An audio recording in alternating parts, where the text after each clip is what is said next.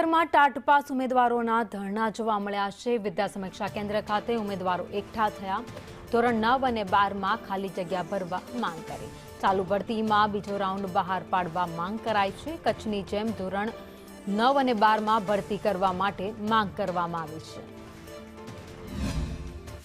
અમને અત્યારે ભરતીમાંથી જે છે રાખવામાં આવ્યા છે, અમે રહી નથી ગયેલા। બધા ઉમેદવારો લાયક છે, પરંતુ ક્યાંક ને ક્યાંક જે છે કે આની અંદર એ પ્રમાણે ગેરરીતિ જે છે દેખાઈ રહી છે।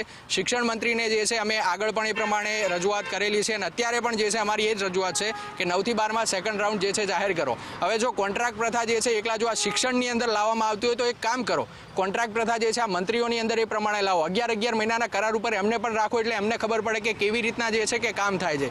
તો પણ જે છે અમે કોન્ટ્રાક્ટ પ્રથા જે છે કે એની અંદર કઈ વૈકલ્પિક વ્યવસ્થા છે, થોડો સમય જે છે કે એ પ્રમાણે એની અંદર ચાલ્યા અને નિષ્ઠાપૂર્વક અમે અમારી ફરજ બજાવી। પરંતુ હવે જે છે કે જ્યારે ભરતી જે છે પૂરી થઈ રહી નથી તો નિષ્ઠાપૂર્વક ફરજ જે છે અમે બજાવવા માટે તૈયાર છીએ, પરંતુ એના માટે તમે કાયમી ભરતી પૂરી કરો। તો શું આ જે છે કે આની આ કોન્ટ્રાક્ટ પ્રથા જે છે મંત્રીઓના સામે રાખવામાં આવે તો મંત્રીઓ નિષ્ઠાપૂર્વક પોતાનું કામ કરશે ખરી?